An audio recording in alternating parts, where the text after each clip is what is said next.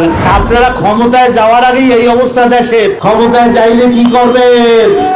ও বিএনপির বন্ধুরা, মাঠে ঘাটে সিএনজি স্টেশনে বাজারে দোকান পাটে সব জায়গায় এই পর্যন্ত 129 জনের মতো তারা খালি এই চাঁদার জন্য নিজেরা ঝগড়া করে।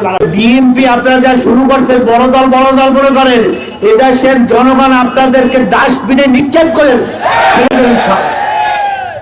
আপনি দেখেন এই মিরপুরে দুলাল নামে যে ব্যবসায়ী, তাকে সোহাগ নামের যে ব্যবসায়ী, তাকে কিভাবে নির্মম ভাবে কি করছে, খুন করছে।